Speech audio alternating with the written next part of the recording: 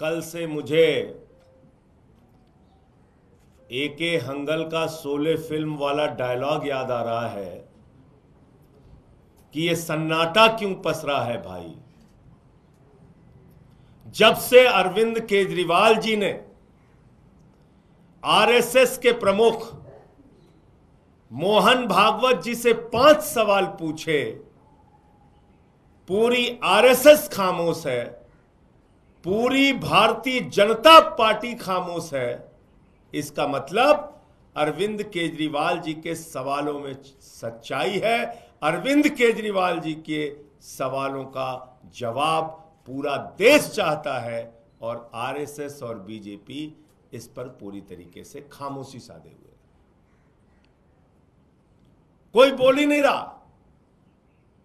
देश के सामने इतने बड़े प्रश्न अरविंद केजरीवाल जी ने रखे।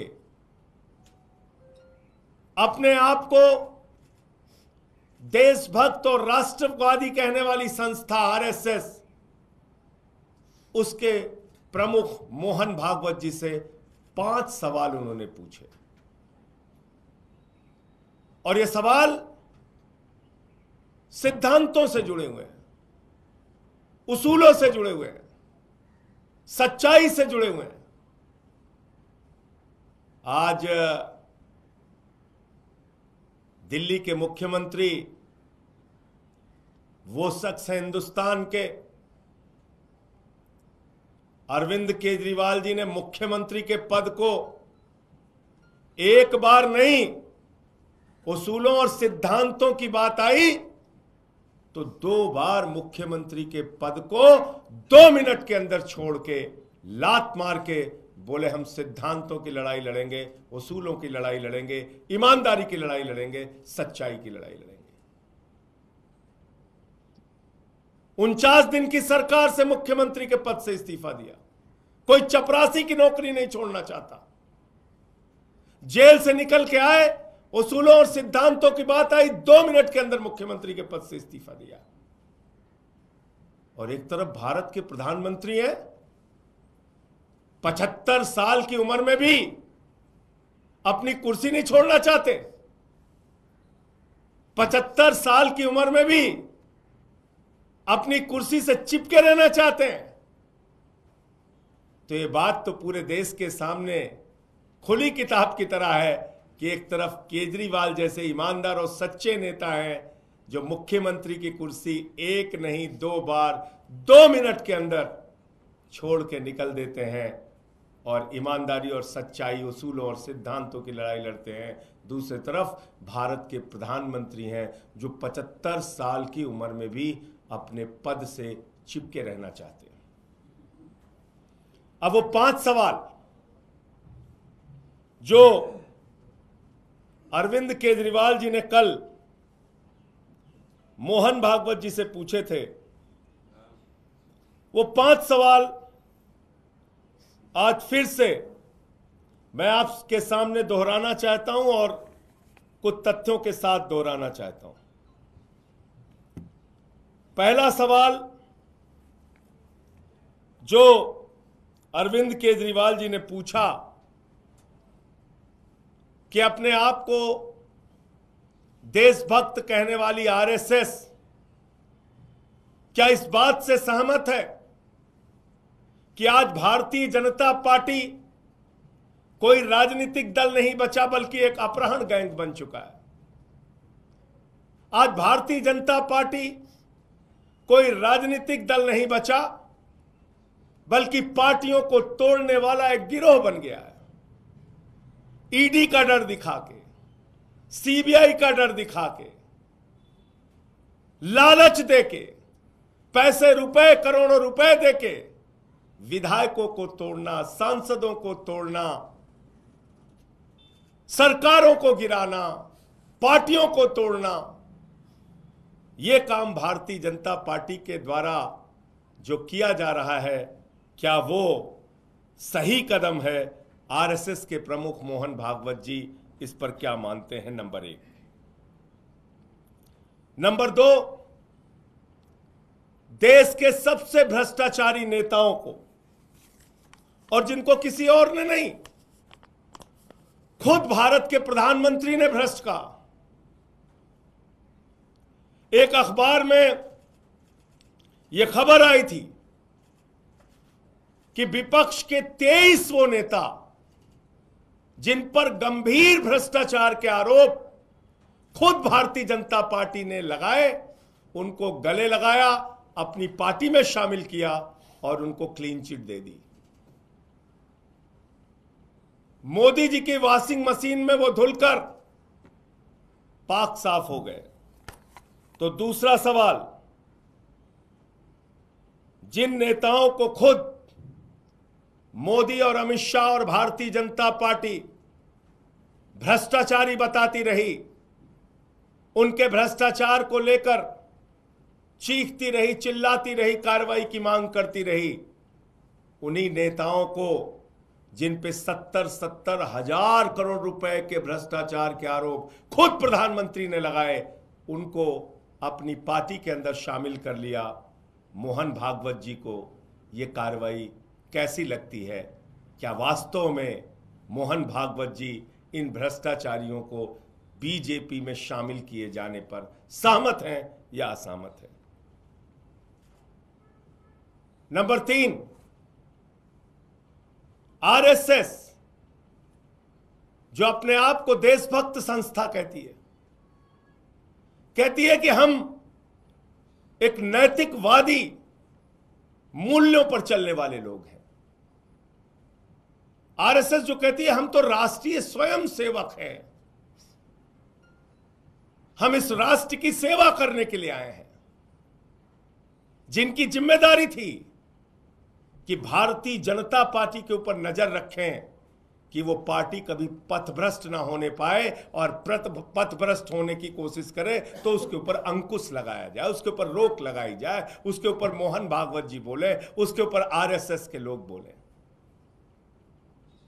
तो केजरीवाल जी का तीसरा सवाल है आरएसएस प्रमुख मोहन भागवत जी से कि मोहन भागवत जी, क्या आपने भारतीय जनता पार्टी के पथभ्रष्ट होने पर, इन सभी कार्रवाइयों पर आपने उन पर अंकुश लगाने की कभी कोई कोशिश की? आप उनकी इन कार्रवाइयों से सहमत हैं या असहमत हैं? आपने कभी उनको रोका कि ये क्या कर रहे हो तुम? एक ऐसे मुख्यमंत्री जो फ्री शिक्षा, फ्री बिजली, फ्री पानी, फ्री इलाज, माताओं बहनों के लिए बस की फ्री यात्रा, बुजुर्गों की तीर्थ यात्रा, मुनाफे का बजट दिल्ली के लिए, ऐसे मुख्यमंत्री को जब जेल में डाला जाता है तो क्या मोहन भागवत जी के मन में प्रश्न उठता है कि यह काम बीजेपी गलत कर रही है, मोदी जी गलत कर रहे हैं? चौथा प्रश्न जो एक एक आरएसएस के कार्यकर्ता के मन में है, और आरएसएस का जो कार्यकर्ता बीजेपी में आया है उसके भी मन में है,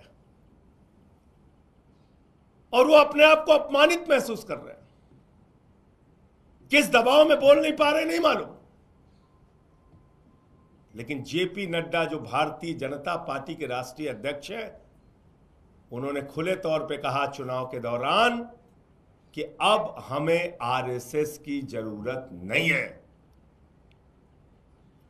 तो क्या बेटा इतना बड़ा हो गया कि मां को आंखें दिखाने लगा?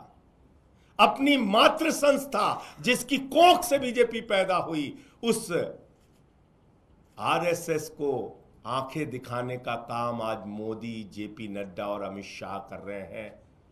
आरएसएस के प्रमुख को यह कही हुई बात कैसे लगी? उनके मन को ठेस पहुंची कि नहीं पहुंची? आरएसएस के कार्यकर्ताओं को ठेस पहुंची कि नहीं पहुंची? बीजेपी के अंदर जो आरएसएस से आए हुए लोग हैं उनके मन को ठेस पहुंची या नहीं पहुंची? चौथा सवाल मोहन भागवत जी से दिल्ली के नेता, देश के नेता और पार्टी के राष्ट्रीय अध्यक्ष आदरणीय अरविंद केजरीवाल जी ने पूछा है। और पांचवा और अंतिम सवाल जो पूरा देश जानना चाहता है, जिसका जवाब जिसका जवाब पूरा देश सुनना चाहता है, और वो जवाब भारत के प्रधानमंत्री से भी सुनना चाहता है, आरएसएस के प्रमुख से भी सुनना चाहता है। आरएसएस ने और बीजेपी ने एक सिद्धांत निर्धारित किया अपने संगठन के लिए कि 75 साल पूरा होने पर भारतीय जनता पार्टी के नेता को अपने पद से इस्तीफा देना पड़ेगा। 75 साल की आयु पूरा करने के बाद कोई लोकसभा विधानसभा का चुनाव नहीं लड़ेगा, कोई मंत्री मुख्यमंत्री और प्रधानमंत्री नहीं बनेगा। 75 साल में बीजेपी के नेता को रिटायर होना पड़ेगा। यह सिद्धांत आरएसएस और बीजेपी ने निर्धारित किया, अपने लिए बनाया, लेकिन अमित शाह मोदी जी के बारे में पूछने पे कहते हैं मोदी जी तो 75 साल के बाद भी देश के प्रधानमंत्री रहेंगे। मोदी जी तो 75 साल के बाद भी रिटायर नहीं होंगे। ये तो देश की जनता को तय करना है वो रहेंगे कि नहीं रहेंगे। लेकिन अमित शाह पहले से ही कह रहे हैं 75 साल की उम्र में पद नहीं छोड़ेंगे। 75 साल की उम्र में मोदी जी रिटायर नहीं होंगे, इस्तीफा नहीं देंगे। वाह रे अमित शाह जी, लाल कृष्ण आडवाणी जी का इस्तीफा हो जाता है, लाल कृष्ण आडवाणी जी को पद से हटा दिया जाता है। मुरली मनोहर जोशी जी जो बीजेपी के राष्ट्रीय अध्यक्ष रहे, उनको पद से हटा दिया जाता है, चुनाव लड़ने की इजाजत उनको नहीं होती। भारतीय जनता पार्टी के नेता और हिमाचल प्रदेश के पूर्व मुख्यमंत्री शांता कुमार जी को 75 साल के बाद चुनाव लड़ने नहीं दिया जाता, पद से हटा दिया जाता है। सुमित्रा महाजन जी लोकसभा के अध्यक्ष थी, 75 साल के बाद उनको उनके पद से हटा दिया जाता है, चुनाव नहीं लड़ने दिया जाता। वीसी खंडूरी जी 75 साल के बाद रिटायर कर दिया जाता है, चुनाव नहीं लड़ने दिया जाता। ये तमाम नेता, कलराज मिश्रा जी हमारे उत्तर प्रदेश के नेता, उनको 75 साल के बाद रिटायर कर दिया जाता है, पद से हटा दिया जाता है।